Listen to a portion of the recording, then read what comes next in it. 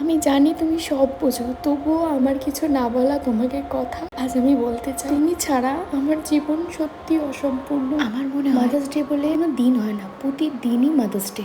এই যে মানুষটা যাকে দেখছো বিয়ের আগে থেকে আর এখন বিয়ের পর আর আমার বেবি হওয়ার পর, যে মানুষটা নিজের শরীর খারাপ থাকার সত্ত্বেও নিজের কথা না ভেবে দিন রাত এক করে সে আমার জন্য করে গেছে। যখন আমি প্রেগনেন্ট ছিলাম একটা ফোন কলে ও বাড়ি থেকে এ বাড়ি চলে আসতো, তার হাজার সমস্যা থাকলেও।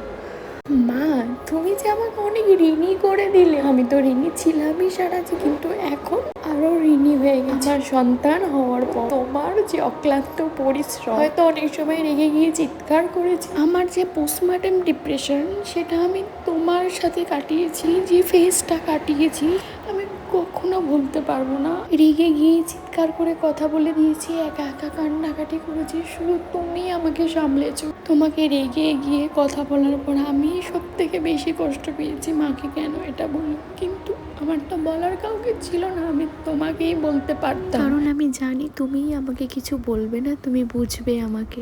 প্রেগনেন্সির লাস্টের দিকে এত কষ্ট পেয়েছি, এত অসুবিধা হয়েছে 9 মাসের বেলায়, শরীর খারাপ, এত সব তুমি সামলেছো আমাকে। আর আমার ছোট্ট মেয়েটাকে নিয়ে যেদিন নার্সিং হোম থেকে বাড়ি আসলাম, অত ঠান্ডার মধ্যে ভোর রাত পর্যন্ত জেগে থাকা, মাঝ রাত অবধি জেগে থাকা, কখনো 2:30 5টায় ঘুমাচ্ছে, আরো নিয়ম কাছাকাছি সব কিছু তুমি একা হাতে সামলেছো, আমাকে সুস্থ করেছো, আমার মুখের সামনে খাবার তুলে দিয়েছো যাতে আমার কোনো রকম কোনো সমস্যা না হয়। আমার 1 মাসের ছোট্ট মেয়েটাকে রেখে যখন কাজে গেছিলাম, তখন তুমি আমাকে বলেছো তুই ঠান্ডা মাথায় কি ভালোভাবে কাজ, কোনো অসুবিধা হবে না। আমি বাড়িতে এসে জিজ্ঞাসা করেছি, কাজে গিয়ে ফোন করেছি, মা ও অসুবিধা করছে, কান্নাকাটি করছে, তুমি বলেছো না, কোনো ডিস্টার্বও করেনি, কোনো কিচ্ছু করেনি, সব কিছু ঠিকঠাক আছে।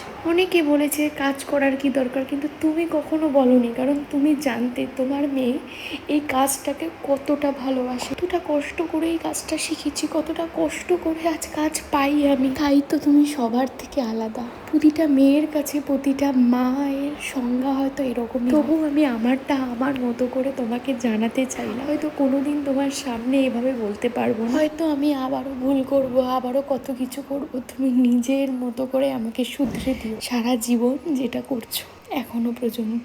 আবারও বলছি, আমি তোমাকে ছাড়া অসম্পূর্ণ। Happy mother's day. ভগবান ভালো রেখো আমার মাকে, আর পৃথিবীর সকল মাকেও খুব ভালো রেখো। সারা জীবন আমার মাকে সুস্থ রেখো ভগবান।